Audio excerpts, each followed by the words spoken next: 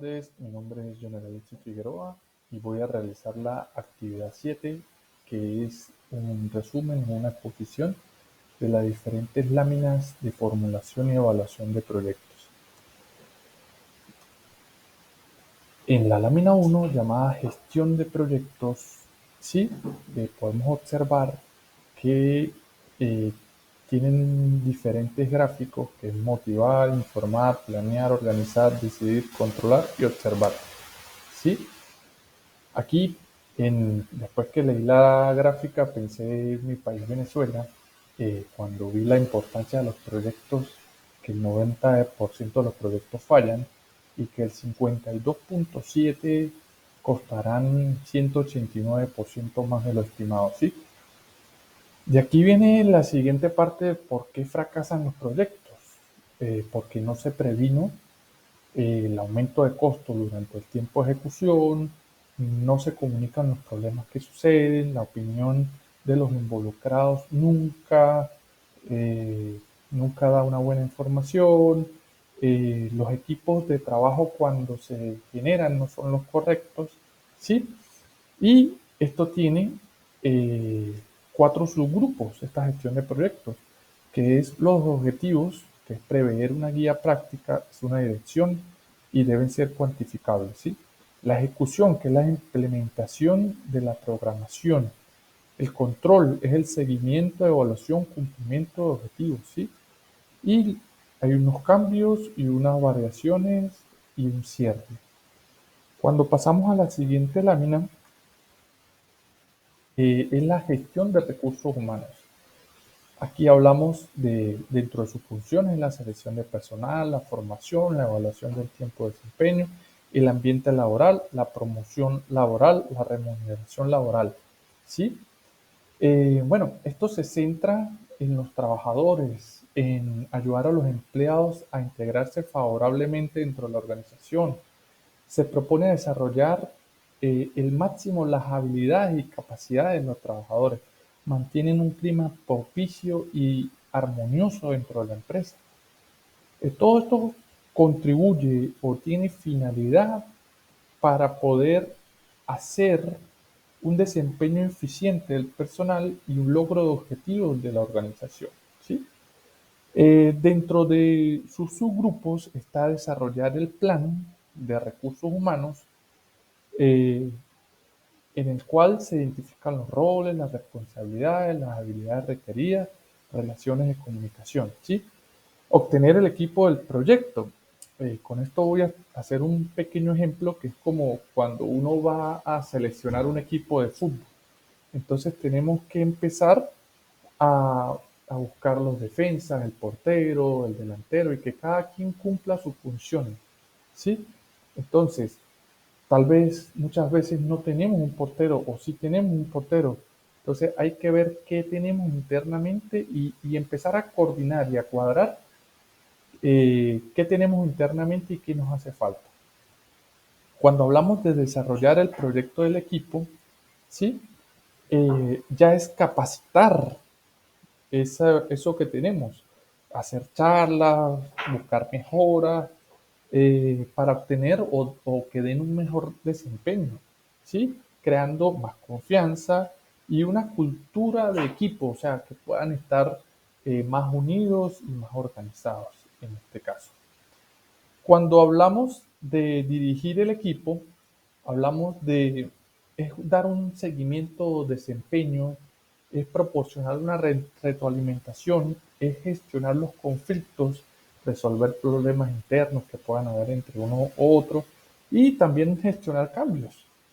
Vuelvo con el ejemplo del equipo de fútbol, que cuando pudiera decir de que tal vez uno de esos no esté funcionando y alguien de la banca tenga todas las ganas y la fuerza para comenzar y esté capacitado para esa posición o para ese cargo y le demos esa oportunidad, hagamos como un pequeño enroque ahí. Cuando siguiente lámina hablamos de la gestión de compras, ¿sí? Nos tenemos que hacer unas pequeñas preguntas. La primera es cuándo comprar, qué comprar, cómo comprar, cuánto comprar, dónde comprar, ¿sí? Esto nos dará unos beneficios, que es la reducción de costos, la mejora de calidad de suministros, reduce riesgos y garantiza los suministros y mejora la competitividad, ¿sí? Dentro de sus subgrupos está la planificación de compras y subcontratos, que quisiéramos hablar. Esto es como cuando tenemos la despensa de nuestra casa y primero revisamos y vamos a hacer mercado, revisamos, si hay arroz, no, nos falta harina, nos falta pasta, y ahí vemos, a ver, es un proceso de identificación donde vamos a ver eh, cuándo y cuánto necesitamos de esos recursos, ¿sí? Cuando vamos a la planificación de ofertas, que es la parte 2, sí podemos decir que es la preparación de documentos necesaria para la obtención, para obtener esos precios o esas propuestas, ¿sí? Cuando hablamos de solicitud de ofertas, que es la siguiente, decimos que es la obtención de respuestas de esas propuestas, ¿sí? Cuando hablamos de la selección de ofertas, hablamos de técnicas comerciales, eh, o sea, se dividen en técnicas y comerciales, ¿sí? En las cuales tenemos algo que podemos decir que importa mucho: el precio, el costo, la calidad del producto y la fiabilidad, ¿sí? Cuando hablamos de administración de compras y subcontratos, vemos que se autoriza y establece los tiempos de ejecución. Son los informes de rendimiento, es el control de calidad, es ese control de cambio. Y cuando hablamos de finalizar del contrato, es la verificación, es un cierre administrativo, es una confirmación legal, ¿sí? En la siguiente lámina podemos observar la gestión de riesgos. Bueno, esto implica intervenciones sobre las causas que generan vulnerabilidad y peligro. Esto es como un análisis de riesgos, ¿sí? Y cuando vamos a los subgrupos, que es la planificación de gestión de riesgos, podemos decir que asegura el nivel, que crea una cobertura de medida y control de concordancia con la importancia del proyecto y de la organización, ¿sí? Por otro lado, vamos a la identificación de riesgos, que es reconocer, detallar los riesgos durante el proyecto, ¿sí? Es contar con los análisis de los involucrados. Un análisis cualitativo, como su palabra lo dice, cualitativo, es una evaluación del impacto, una jerarquía dentro de los riesgos. El análisis cuantitativo de los riesgos es numérico, es esas probabilidades en base a los objetivos del proyecto. Por último, los planes de contingencia. Estos planes de contingencia fomentan oportunidades, ¿sí? Reducen los peligros, aseguran que los riesgos identificados sean tratados adecuadamente, ¿sí? En la siguiente lámina podemos observar que está la gestión de calidad, ¿sí? Bueno, es la conformidad con los requerimientos o actitudes para el uso, ¿sí? También podemos decir que la gestión de calidad implica que todo trabajo se realiza con enfoque de sistemas y procesos. Tiene unos recursos, tiene unas actividades y tiene unas consecuencias. Dentro de su grupo, bueno, ya definimos la calidad, ahora vamos al aseguramiento de esta calidad. En su aseguramiento es proveer la evidencia para promover confianza que satisface los requerimientos de los interesados, ¿sí? También tiene algo que se llama el ciclo PHRA, que es planificar, hacer, revisar y actuar. Dentro del control de calidad, vamos a hablar que monitoreamos resultados, si hay conformidad con los estándares relevantes, y tiene unos elementos en los cuales hablamos de aceptación, de retrabajo, de ajustes. Tienen unas herramientas que hemos visto a lo largo de la carrera, que son el diagrama causa-efecto, que es la espina de pescado, el diagrama de Pareto, que es este histograma que hablamos muy conocido del 80-20, y la gráfica de control, que previene los defectos antes de ser detectados o rechazados, ¿sí? En la mejora de calidad, esta mejora de calidad es tratar de eliminar el desperdicio, de no retrabajar, de crear una mínima brecha entre los niveles reales e ideales que queremos, ¿sí? Y esos pasos que tiene es identificar, analizar, desarrollar y evaluar. ¿Sí? Por último, tenemos la lámina que es la gestión de la información, ¿sí?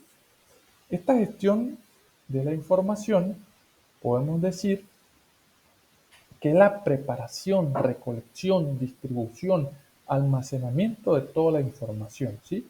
Tiene unos modelos de envíos, una selección de los medios, unos estilos, una reunión. Antes de entrar a sus subgrupos, quiero comentar que llevo 15 años trabajando en diferentes empresas, tanto transnacionales como nacionales en Venezuela y en Chile.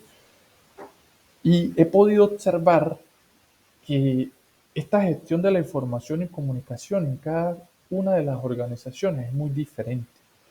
De la forma de comunicarse, cómo crean los protocolos, su estandarización, la transmisión, cómo recopilan esa información, cómo es la forma de comunicarse. En una era formal, en otra era informal, en otras por un chat, en otras por un email.